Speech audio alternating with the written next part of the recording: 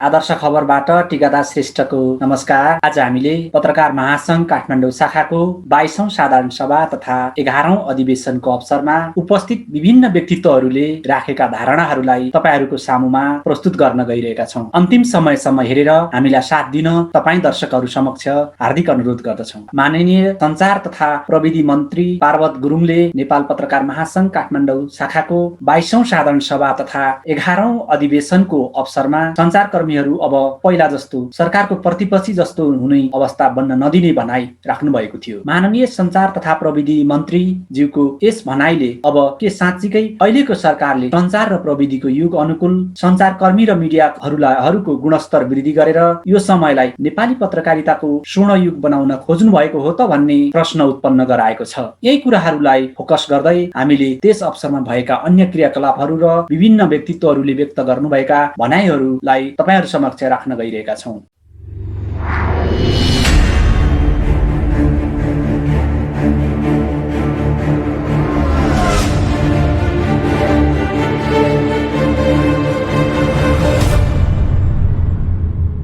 अभिभावक रहेको मन्त्रालयको मन्त्रीको हैसियतले म तपाईहरुसँग केही विषयवस्तुमा मैले तपाईहरुका केही पत्रकार महासंघ जिल्ला शाखा काठमाडौँले आफ्ना मागपत्र पनि यहाँले निम्तासँगै यहाँले प्रस्तुत गर्नुभएको थियो। नेपाल पत्रकार महासंघ केन्द्रीय अध्यक्ष उपाध्यक्ष महासचिव लगायत पदाधिकारीज्यूहरूले पनि आफ्ना प्रस्ताव आफ्ना मागपत्रहरू उहाँको कार्यालयमै निम्ता गरेर होस् र मैले निम्ता गरेर होस् उहाँहरूसँग भेटघाटको क्रममा उहाँहरूले पनि राख्नु भएको छ। हामी सञ्चार क्षेत्रबाट पनि आफ्ना कुराहरू राखिरहनु भएको छ। म सञ्चार मन्त्रीको हैसियतले तपाईहरुको माग मैले कति पुरा गर्न सकेँ, कति पुरा गर्न सकिनँ, कति पुरा गर्न बाँकी छ, पक्कै मैले त्यो संक्षेपमा तपाईहरुसँग म केही कुरो राख्ने नै छु। हाम्रो समस्याहरू पत्रकारिता क्षेत्रको मागहरू अनन्त चलिरहने हाम्रा माग र प्रस्ताव पनि हो। हाम्रो कहिले पनि हाम्रा प्रस्तावहरू एकैपटक अन्त्य भएको त्यो परिस्थिति पनि छैन।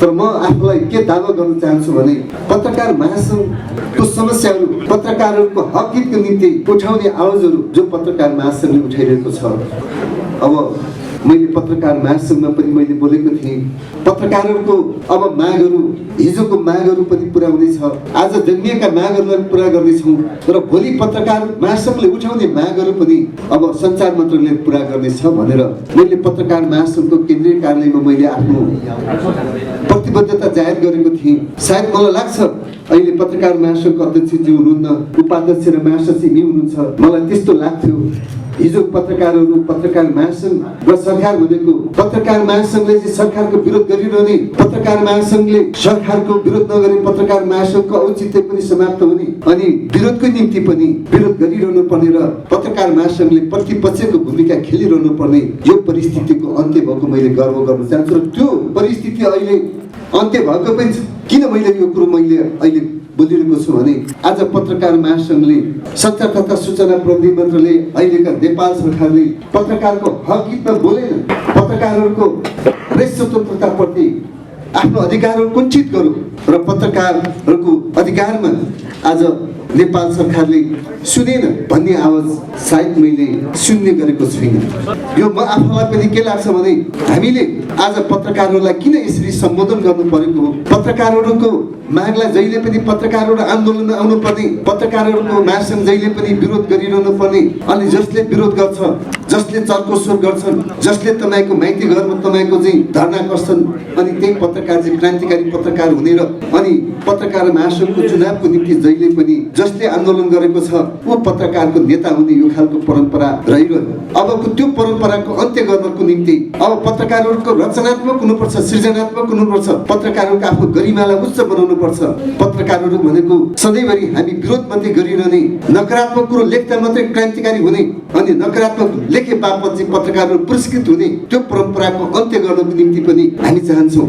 समाजमा भनेको पत्रकार भनेको एउटा बौद्धिक समाज हो, पत्रकार भनेको देशको चौथो अङ्ग हो, पत्रकारहरू भनेको समाजको ऐना हो, पत्रकार भनेको समाजको अगुवा र अग्रज एउटा प्रभावशाली र एउटा बुद्धिजीवी नागरिक पनि हो। पत्रकारहरू भनेको समाजको द्वन्द्व व्यवस्थापनको एउटा सहजकर्ता पनि हो, द्वन्द्व विज्ञ पनि हो अनि पत्रकार भनेको जनताको सही सूचना दिएर गलत कुरोहरू अन्य अत्याचारहरू र अनियमितता र भ्रष्टाचारको विरुद्धमा आफ्नो समाचारहरू लेखिरहने र समाजलाई एउटा असल समाज निर्माण गर्ने समाज रूपान्तरको एउटा भाग शक्ति पनि हो। त्यो भाग शक्तिको रूपमा रहेका पत्रकारहरू आज कता कता खालि विरोध मात्रै गरिरहने अनि नकारात्मक समाचारहरू मात्रै लेखिरहनको निम्ति पत्रकारिताको एउटा आफूलाई चाहिँ पुरुषार्थ ठान्ने, त्यसमै महान ठान्ने त्यो परम्पराको अन्त्य गर्नको निम्ति पनि म सञ्चार मन्त्रालय भइसके पश्चात मन्त्री भए पश्चात पत्रकारहरूले माग गर्नुभन्दा पहिला नै कतिपय मागहरू पुरा गर्नको निम्ति प्रयत्न गरिरहेको छु, जो पत्रकार महासङ्घले पनि त्यो कुरो बोलिरहनु भएको छ।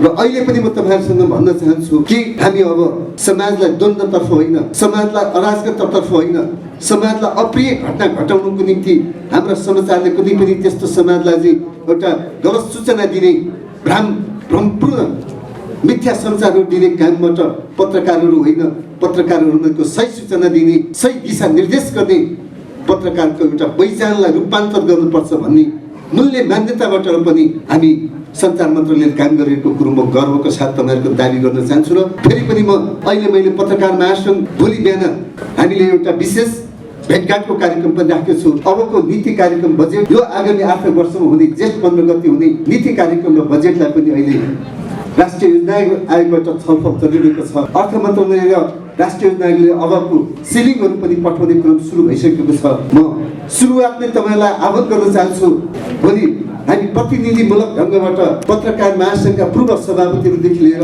पत्रकार महासङ्घका वर्तमान र अन्य पत्रकारका विज्ञ साथीहरूलाई पनि अब पत्रकार क्षेत्रमा अहिलेका वर्तमान अब आउने नीति कार्यक्रममा कस्तो बजेट हुनुपर्छ, कस्तो नीति बन्नुपर्छ, कस्तो कार्यक्रम बन्नुपर्छ भन्ने कुरो सायद योभन्दा पहिला पनि गरेको थियो होला। तर मलाई लाग्छ हामी छलफलको सुरुवातमै नै निम्ता गरेर पत्रकारहरूसँगको छलफल र कन्सल्टेसन गरेर आगामी नीति कार्यक्रम कस्तो बनाउने भन्ने कुरोमा पनि यहाँको भोलि मैले बिहान निम्ता गरेको छु। निम्ता हाम्रा प्रेस विज्ञ राजेन्द्र मानन्दरले त्यसको संयोजन गरिरहनु भएको छ, उहाँले त्यसको निम्ता गर्दैछ। र म अरू ढङ्गबाट पनि तपाईँहरूसँग आह्वान गर्न चाहन्छु, सबै अग्रज पत्रकारहरू, सबै तपाईँ काठमाडौँ जिल्ला शाखाका सबै सदस्यज्यूहरू, फेरि पनि तपाईँहरूले सञ्चार मन्त्रालयलाई तपाईँहरूले लिखित रूपमा पनि भोलि उपस्थित नहुँदा तपाईँहरूसँग हामीले प्रत्यक्ष फिजिकली तपाईँहरूलाई परामर्श गर्न नसक्दाखेरि पनि तपाईँहरूले यही आह्वान गर्न चाहन्छु, अब नेपाल सरकारले कस्तो नीति कार्यक्रम बनाउनु पर्छ, आगामी बजेट कस्तो हुनुपर्छ भन्ने कुरोमा तपाईँहरूले लिखित रूपमा तपाईँले काठमाडौँ जिल्ला शाखाले पनि आफ्नो सुझाव प्रस्तुत गर्नुहोस्। त्यो सुझावलाई आवश्यक अनुसार तपाईँहरूलाई सम्बोधन गर्ने कुरो पनि तपाईँहरूलाई म त्यो अवसर भएको कुरो पनि तपाईँलाई यो आजको साधारण सभामा मैले आह्वान गर्न चाहन्छु। र तपाईँहरूको निम्ति यो अवसर भएको मैले तपाईँलाई अनुरोध गरेँ र मैले चाहिँ दिन पाइनँ, मलाई चाहिँ सञ्चार मन्त्रालयले खोजेन, मलाई चाहिँ बोलाएन भनेर तपाईँहरूले त्यो परिस्थितिबाट आफ्नो असन्तुष्टि र आक्रोश व्यक्त नगरिकन मैले सबैलाई आह्वान गरेको छु। यो आह्वान नै तपाईँहरूलाई सबै सहभागिता भएको हो भन्ने कुरोको अनुभूतिको साथ भनेको छु। हो, हामी अब त्यो एउटा परामर्श गर्न चाहन्छौँ, हामीले त्यो नीति लिएका छौँ। र म फेरि पनि तपाईँहरूलाई भन्न चाहन्छु, विगतमा सञ्चार तथा सूचना विभागबाट जे जस्तो किसिमको एउटा हामी पत्रकारहरूलाई दुःख दिने कामहरू भयो, कर्णालीको पत्रकारहरू प्लेन भाडा तिरेर काठमाडौँ आएर पनि 7-10 दिन बसेर सुन्दारा होटेलमा बसेर जुन किसिमको एउटा पत्रकारिताको एउटा प्रेस कार्ड नवीकरण गरोस्, एउटा जुन झन्झट थियो त्यो झन्झटको अन्त्य हामीले गरेका छौँ। अरू अन्त्य पनि गर्दै जाने। तपाईँहरूको पत्रकार क्षेत्रमा हिजो विगतमा तपाईँहरूले भोग्नु परेको समस्या के हो? कतिपय अनलाइनका कुराहरू, अनलाइनका नवीकरणका कुराहरू पनि आइरहेको छ। म तपाईँहरूलाई भन्न चाहन्छु, त्यस्ता अनलाइनका नवीकरणका कुराहरू पनि तपाईँहरूले काठमाडौँ आएर अनलाइनको नवीकरण गर्नुपर्ने त्यो परिस्थितिहरूको पनि हामी अन्त्य गर्दैछौँ। र सबै तपाईँहरूले पत्रकार महासङ्घले, मैले अघि पनि भने, सायद पत्रकार महासङ्घका महासचिवले अघि भन्नुभयो, मलाई कतै अहिलेको वर्तमान राजनीतिक परिस्थितिमा आएपछि चाहिँ कतै पत्रकारहरू चाहिँ मन्त्रीहरू उपस्थित भएको फोरममा अब विरोध गर्ने र चर्को एउटा चाहिँ आफ्ना कुनै पहिचान दिने व्यक्ति पहिचान दिने पो हो कि भन्ने पनि लागेको थियो। तर उहाँहरूलाई म दावा गर्छु, अहिले सञ्चार तथा सूचना प्रविधि मन्त्रालयको विरोध गर्नुपर्ने त्यो उहाँहरूलाई त्यो गुन्जाइस हामीले राखेका छैनौँ। म त्यो दावाका साथ सायद यो हैसियत, यो नैतिक बल हामीले बोकेका छौँ। मैले तपाईँहरूसँग गर्वका साथ भन्न चाहन्छु। र फेरि पनि म तपाईँहरूलाई के भन्न चाहन्छु भने अहिले पेन्सनको कुरो केही अहिले कि त महासचिवजीले केही राख्नुभएको कुरो थियो, त्यो कार्यविधिको कुरो हुनसक्छ, पत्रकार कल्याणकारी कोषका कुरा हुनसक्छ। मैले यो बिचमा अर्थमन्त्रीज्यू र अर्थ सचिवज्यूसँग नि बसेर छलफल गरेँ। हामी पत्रकारहरूको पेन्सनको रूपमा पत्रकारहरूलाई एउटा पेन्सन दिने एउटा चाहिँ कार्यविधि र एउटा नियम ल्याउँछौँ, त्यो कुरो चाहिँ अर्थ मन्त्रालयले सहमति दिनु भनेर मैले भर्खरै पनि यही हप्ता बिचमा मैले मिटिङ बसेको थिएँ। उहाँहरूले भन्नुभयो अहिले चाहिँ पेन्सनको कुरो चाहिँ नल्याउनुहोस् भन्नु। योभन्दा पहिला पनि पेन्सनको प्रस्ताव आएर अर्थ मन्त्रालयले अस्वीकृत गरेर हामीले चिठी पठाइसकेका छौँ, त्यसैले पेन्सनको कुरो चाहिँ नल्याउनु होला भन्नु। मैले तपाईँहरूको बिचमा यो अघि महासचिवजीले उठाएको कुरो यो मैले पहल गरेको पनि। हामीले सञ्चार मन्त्रालयले प्रस्ताव तयार गरेर हामी अर्थसँग छलफल गर्दाखेरि अर्थले त्यो जवाब दिएको छ। त्यो पत्रकार कल्याणकारी कोषबाट नै हामी एउटा नयाँ कार्यविधि बनाएर तपाईँहरूले त्यसमा पनि त्यो कार्यविधि कस्तो बन्नुपर्छ, कस्तो कस्तो श्रमजीवी पत्रकारको सम्बोधन कसरी गर्ने, अनि दुर्घटनामा परेका पत्रकारहरूलाई बिरामी हुँदाखेरि पत्रकारहरूलाई के कस्तो सहायता दिन सकिन्छ, त्यो हामी पत्रकार कल्याणकारी कोष अहिले 5 करोडको छ। त्यो 5 करोडलाई यो आर्थिक वर्षमा फेरि 5 करोड थपेर आगामी बजेटमा 5 करोड थपेर निरन्तर त्यसलाई चाहिँ एउटा बहुवर्षीय कार्यक्रमको रूपमा लिएर जाने कुरो म तपाईँहरूको बिचमा प्रस्ताव गर्न चाहन्छु। त्यो प्रस्ताव र त्यो कार्यविधिमा पनि तपाईँहरूले भोलि पनि होस्, भोलि हामीले हुने छलफलमा पनि होस् र आज पनि तपाईँ काठमाडौँ जिल्ला शाखाले त्यो कुरो प्रस्ताव ल्याउनुहोस्, सुझाव दिनुहोस्। हामी यही हप्ताभित्र त्यो कार्यविधि पनि तयार गर्दैछौँ। यो हप्ताभित्र नै कार्यविधि तयार गरेर हामी क्याबिनेटबाट पारित गरेर हामी तपाईँहरूको बिचमा फेरि पत्रकारको सम्मेलनको बिचमा पत्रकार कल्याणकारी कोषको कार्यविधि यस्तो बन्यो भनेर तपाईँहरूले सार्वजनिक गर्दैछौँ। त्यसलाई सायद हप्ता यो फागुनको पहिलो हप्तासम्ममा यो तपाईँहरूलाई गर्ने कुरो म तपाईँहरूको बिचमा राख्न चाहन्छु। अनि यसो गरेपछि पत्रकारको सरकारसँग असन्तुष्टि ठिकाना, अनि हामी पत्रकारहरूको बिचमा पनि केही प्याकेजमा थुप्रै छलफल गर्न चाहन्छौँ। के त अहिलेको कोभिडबाट प्रभावित श्रमजीवी पत्रकारहरू, बेरोजगार पत्रकारहरू कस्तो उहाँले कस्तो भइरहनु भएको छ, तर एउटा बेरोजगार भए पनि अर्को ठाउँ रोजगार त पाउनुहुन्छ हो। त्यसैले म तपाईँहरूको बिचमा साँच्चै बेरोजगार को हुनु भएको छ, श्रमजीवी पत्रकारहरूको अवस्था के छ, त्यो विश्लेषण पत्रकार महासङ्घले दिनुहोस्। साँच्चै त्यो श्रमजीवी पत्रकारहरू आज रोजीरोटी नै मेटिएको छ, उहाँहरूको जिन्दगीमा बाँच्नको निम्ति धौधौ परिरहेको छ, अनि उहाँहरूको बिमारी भएको छ, हस्पिटल उपचार गरिरहेको छैन। यस्तो परिस्थितिमा नेपाल सरकारले तपाईँहरूले त्यो प्रस्ताव ल्याउनुहोस्। मैले त्यो प्रस्ताव लिनुको निम्ति पनि आह्वान गर्न चाहन्छु। सञ्चार मन्त्रालयले त्यो प्रस्तावलाई सम्बन्धित अर्थ मन्त्रालय हो, सम्माननीय प्रधानमन्त्री केपी शर्मा ओलीले होस्, हामी उहाँलाई समन्वय गरेर तुरुन्त त्यो कुरोको तपाईँहरूले ल्याएको प्रस्ताव हामी त्यसलाई सम्बोधन यो आर्थिक वर्षको अहिले रनिङ आर्थिक वर्षमै पनि हामी त्यो कुरोको सम्बोधन गर्न नेपाल सरकार तयार छ। प्रस्ताव त आउनु पर्यो हो। अहिले आह्वान गरी तपाईँले पहिला पनि ल्याउनु भएको छ, सुझावहरू दिनुभएको छ।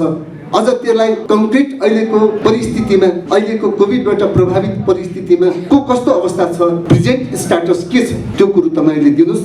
हामी प्याकेजमा तपाईँहरूको मागलाई सम्बोधन गर्नको निम्ति हामी तयार छौँ। म यो कुरो पनि तपाईँहरूको बिचमा आह्वान गर्न चाहन्छु र पत्रकार महासङ्घलाई त्यो कुरो राख्नको निम्ति, त्यो प्रस्तावहरू ल्याउनको निम्ति पनि म आह्वान गर्न चाहन्छु। त्यसले पत्रकारहरूको अरू विभिन्न हिसाबले हामीले कसरी पत्रकारहरूको समस्यालाई सम्बोधन गर्न सकिन्छ, यो कुरोहरू तपाईँले ल्याउनुहोस्।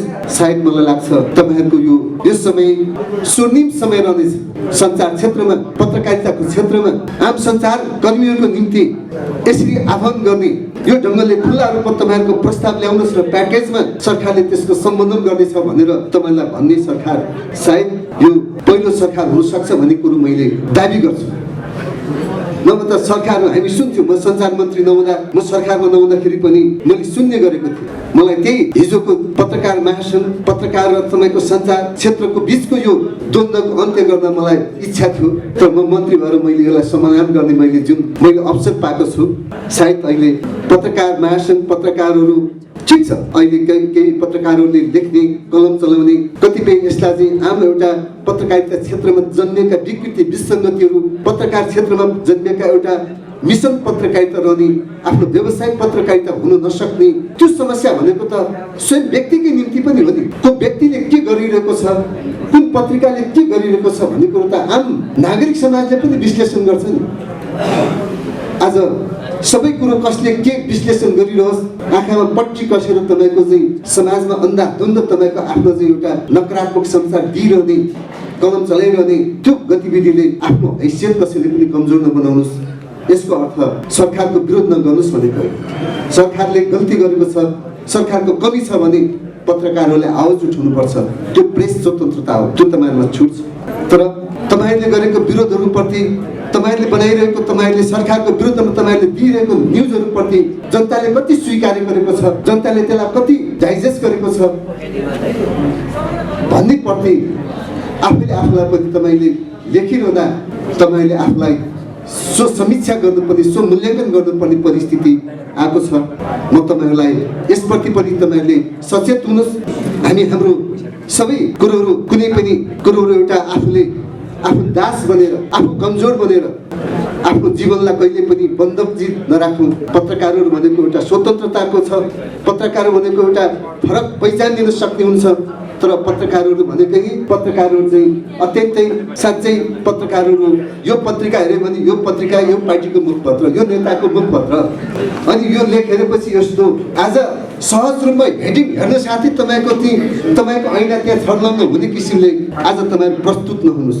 न्युज हेर्दा तपाईँहरू स्वतन्त्र र एउटा व्यावसायिकताले तपाईँहरूको क्षमता प्रदर्शन गर्नुहोस्। जो चाहिँ तपाईँहरूको व्यक्तित्वको निम्ति होस्, तपाईँहरूको व्यावसायिकताको निम्ति होस्, तपाईँको आम पत्रकारहरूका आचार संहितालाई पनि तपाईँले पुरा गरेको हुनेछ, समाजप्रति पनि तपाईँहरूको योगदान भएको देखिनेछ।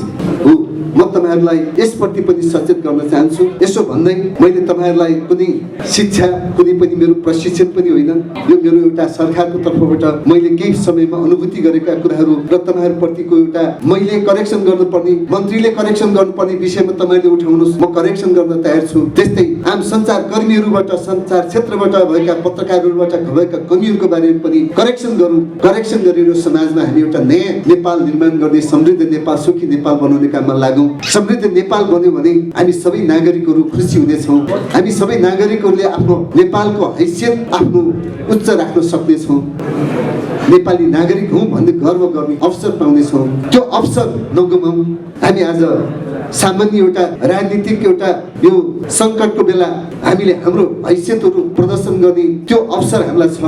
त्यो अवसर नगुमाउनुहोस्। म यही कुरो तपाईँहरूको बिचमा राख्दै अब पत्रकारिता क्षेत्रमा जुन ढङ्गबाट तपाईँहरू काठमाडौँको यो ठाउँमा आउनुभएको छ, म स्थानीय सरकार जो काठमाडौँ महानगरपालिकाले आज जसरी नेपाल पत्रकार महासङ्घ काठमाडौँ जिल्ला शाखालाई जुन सहयोग गरेर समन्वय गरेर काम गर्नुभएको छ, म काठमाडौँ महानगरपालिकालाई हार्दिक हार्दिक धन्यवाद व्यक्त गर्न चाहन्छु। र देशभरि नै स्थानीय सरकारहरू आज पत्रकार क्षेत्र र जनप्रतिनिधिको बिचमा नम्र मासुको सम्बन्ध रहेको छ।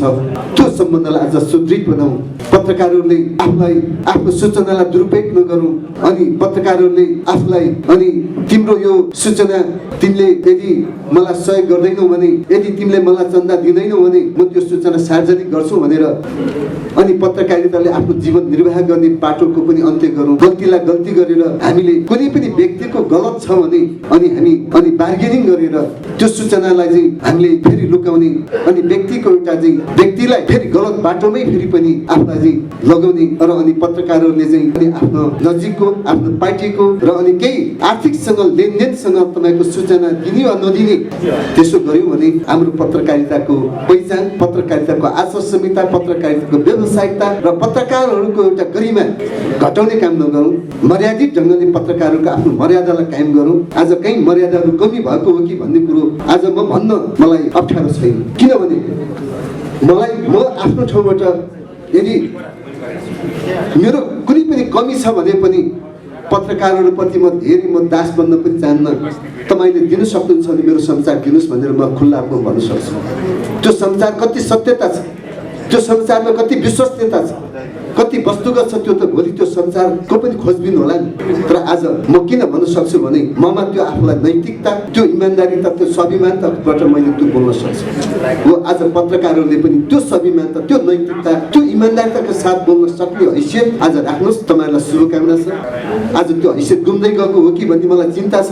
त्यो हैसियत नगुमाउनुहोस्। हैसियत राख्नुहरूप्रति सम्मानित छ। हैसियत गुमाउँदै जानुभएको साथीहरूले करेक्सन गर्नु अनि पत्रकारिताको मर्यादा, पत्रकारको एउटा त्यो क्षेत्रलाई चौथो अङ्ग हो भनेर स्थापित गर्ने काममा तपाईँहरू लागिरहनुहोस्। मलाई चिन्ता छ प्रेस काउन्सिलले पनि आज जुन ढङ्गबाट अगाडि बढ्नुपर्छ त्यो बढ्ने कुरोमा अब निकट भविष्यमै प्रेस काउन्सिललाई पनि हामी पुनर्गठन गरेर जानेछौँ। अरू बाँकी रहेका सञ्चार क्षेत्रलाई पनि व्यवस्थित गर्नेछौँ र सञ्चार क्षेत्रको आचार संहितालाई पालना गर्नको निम्ति हामीले आवश्यक आम सञ्चार नीतिहरू, आवश्यक सञ्चार क्षेत्रका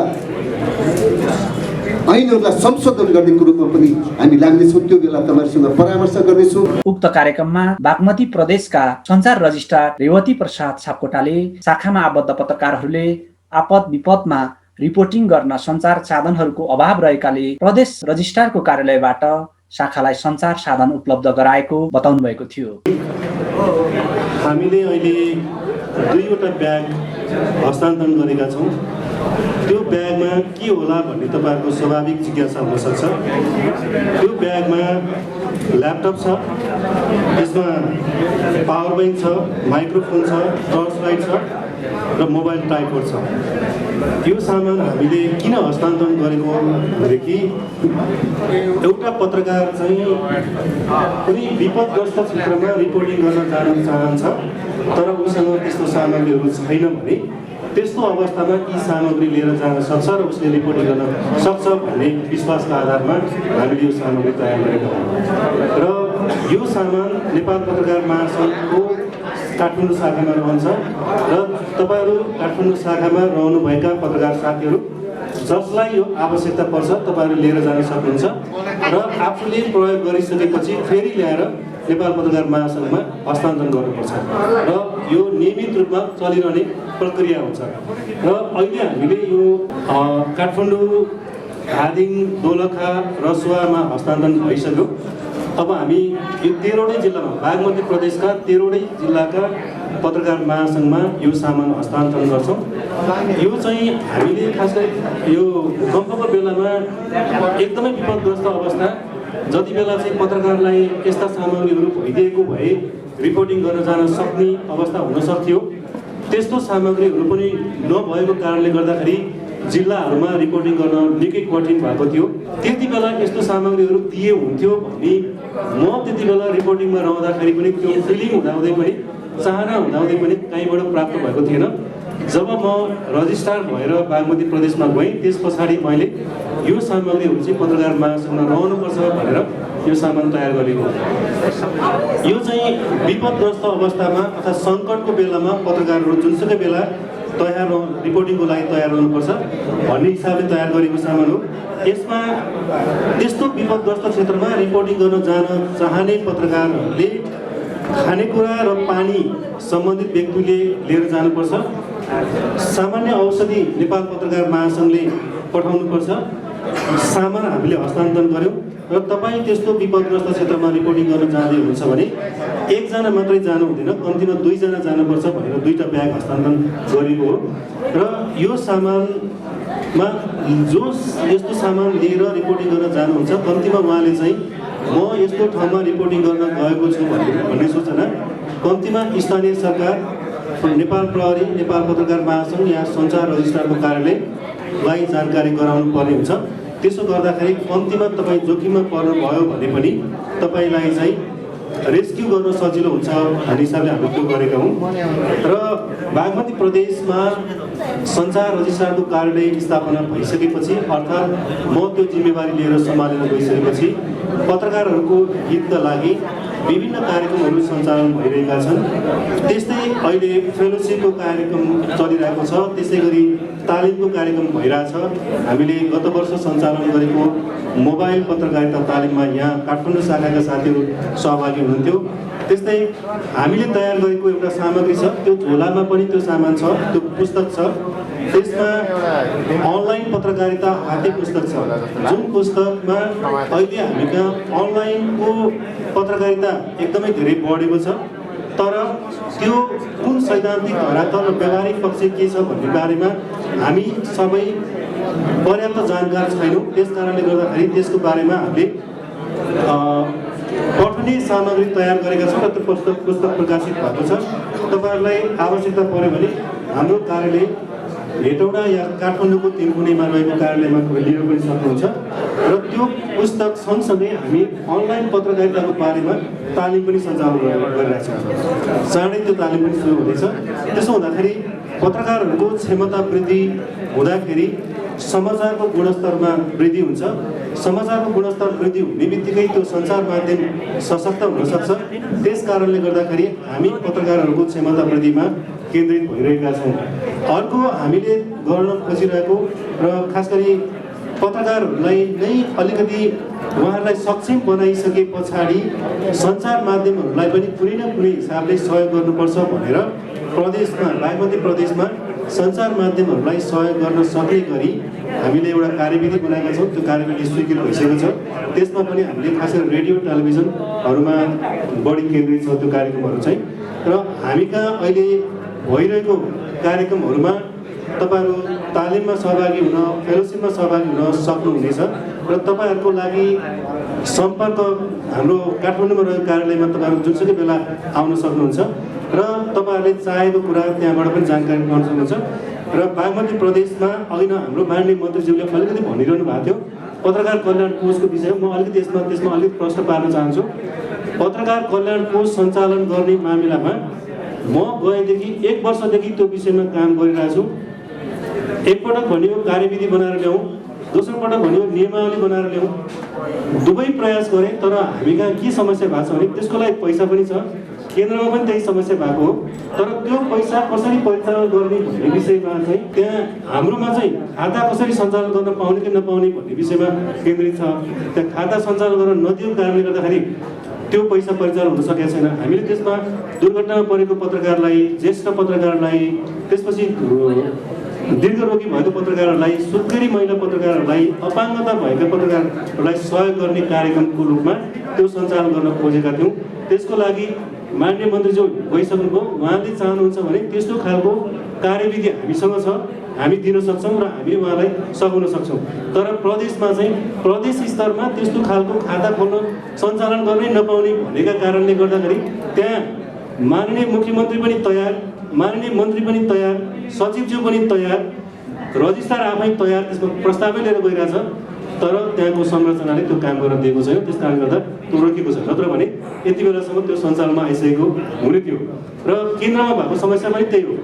5 करोड पैसा छ, त्यो पैसा राखेर मात्रै हुँदैन। हामीले के भनेको थियौँ भने कम्तीमा त्यो पैसालाई ब्याजमा आउने गरी राख्न पाऊँ, त्यो ब्याजबाट चाहिँ कल्याणकारी काम गरौँ, सिट बनेको रूपमा त्यो पैसा रहिरहोस्, त्यसमा वर्षेनी सरकारले लगानी गरिराख्नु पनि पर्दैन, त्यो हिसाबले जाउँ भन्ने प्रस्ताव चाहिँ हाम्रो थियो। तर त्यो दिशामा चाहिँ हाम्रो संरचनाले काम गर्न दिएको छैन। त्यस कारणले त्यो अप्ठ्यारो छ। माननीय मन्त्रीज्यूले चाहेर पनि त्यो गर्न निकै गाह्रो छ।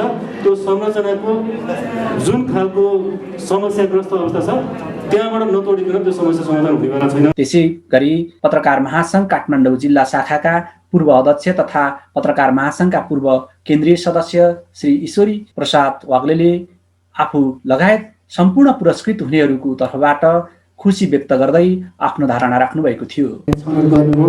मलाई पनि म लगायत 14 जना हामी साथीहरू आज पुरस्कृत भयौँ र हामी शाखाप्रति गौरवान्वित छौँ र शाखाको जुन अभियान छ यसको लागि हामीले हिजो पनि साथ दिएकै हो र आगामी दिनहरू पनि काठमाडौँ शाखाले आयोजना गरेका गतिविधिहरूमा सहभागी हुने, साथीभाइलाई सुझाव दिने त्यो क्रम हाम्रो रहन्छ।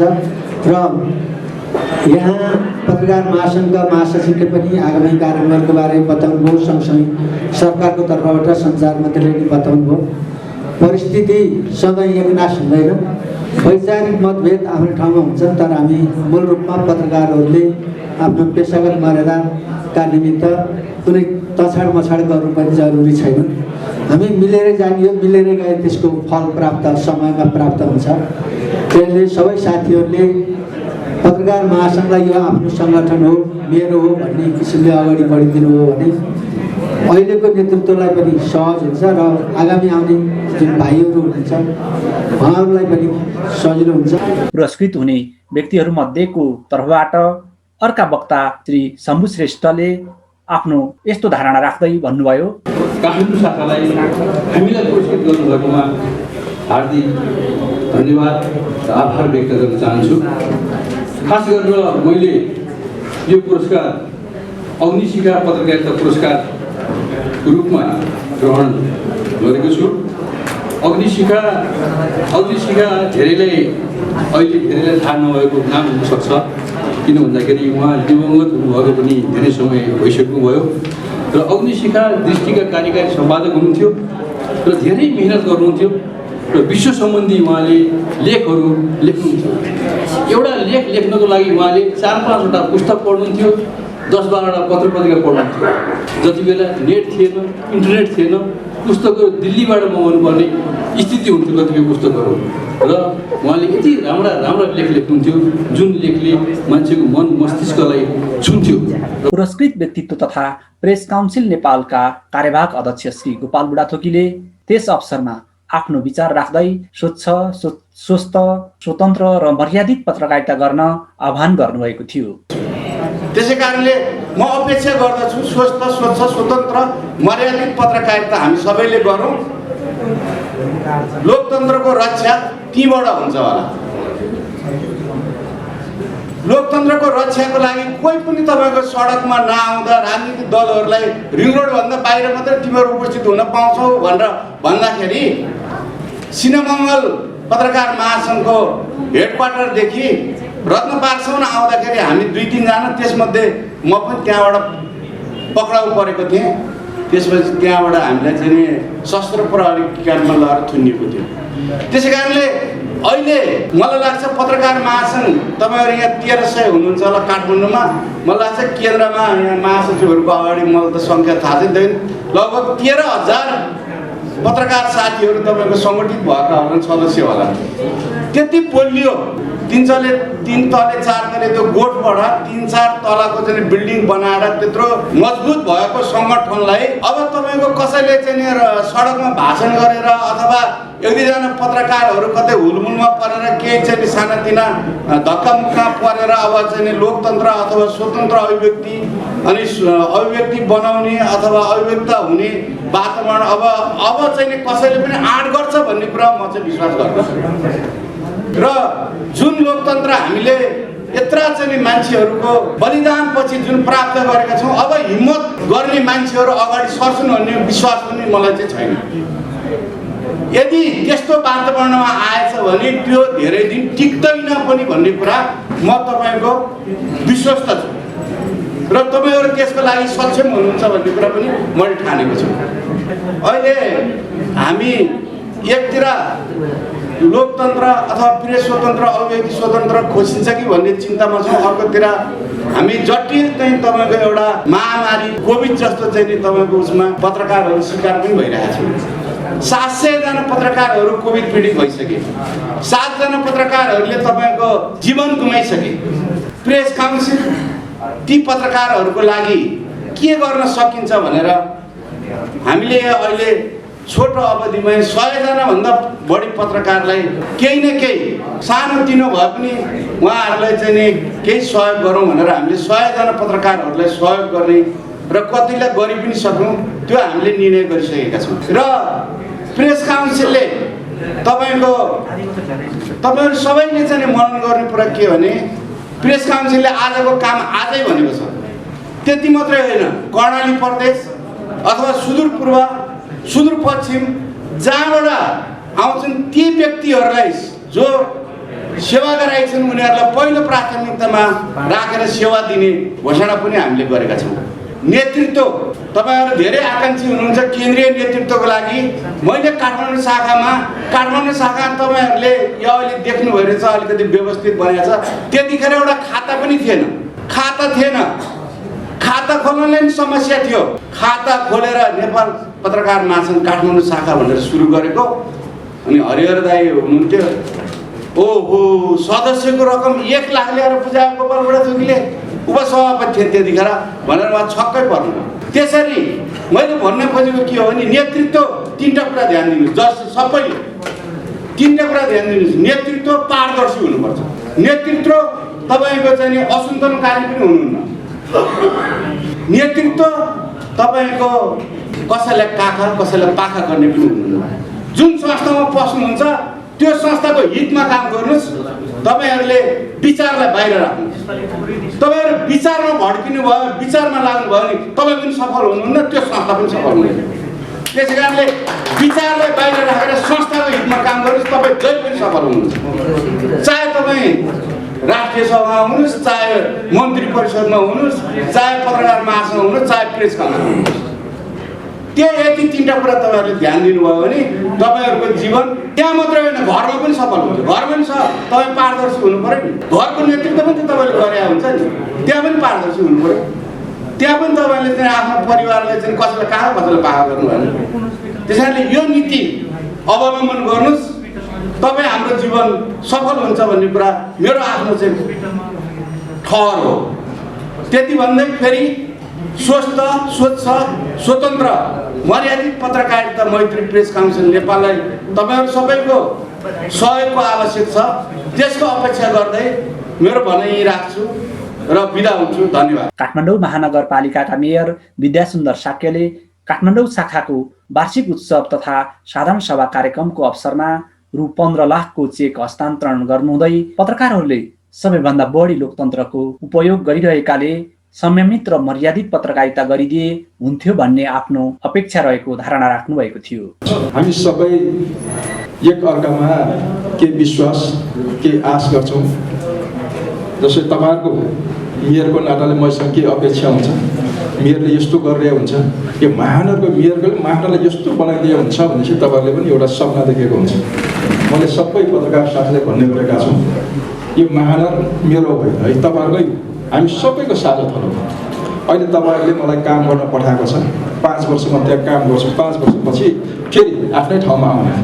जसरी तपाईँहरू पनि 22औं साधारण सभा गर्नुहुन्छ, एउटा आवधिक रूपमा एकजना अध्यक्ष चुन्नुहुन्छ, फेरि अर्कोमा डोरिन पनि सक्छ, नयाँ आउन पनि सक्छ। त्यसलाई विधिपूर्वक हामीले मानेर अगाडि बढ्नुपर्छ। तर सबैले आफ्ना कार्यकालमा हिजोले गरेको भन्दा तुलनात्मक रूपमा राम्रो गर्न कोसिस गरिरहेकै हुन्छ। त्यसलाई गर्नेले सधैँ राम्रै गरे जस्तो लाग्ने, तर हेर्ने र अरूले कसरी मूल्याङ्कन गरिरहेका छन् त्यो अर्कै पाटो हुनसक्छ। म तपाईँलाई अनुरोध गर्न चाहन्छु, हामीले गरेका कामको मूल्याङ्कन तपाईँले गर्नुहोस्, बिना आग्रह पूर्वाग्रह, दुधको दुध पानीको पानी रूपमा अगाडि राख्नुहोस्। त्यसले हामीलाई पनि मार्गनिर्देशन हुन्छ। कहीँ कमी कमजोर भएका छ भने देखाइदियो भने त्यसलाई सचाएर अगाडि बढ्न सकिन्छ। र मेरो पनि तपाईँहरूसँग के अपेक्षाहरू छन्, पत्रकार साथीहरूसँग अपेक्षा पनि छन्।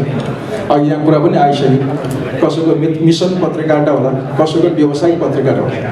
अब व्यावसायिकमा कोही पनि सङ्गठित संस्थामा काम गर्ने छ, कोही चाहिँ आफै स्वरोजगार रूपमा काम गर्ने पत्रकार साथीहरू पनि छन्। समस्या आफ्नो आफ्नै किसिमको छ।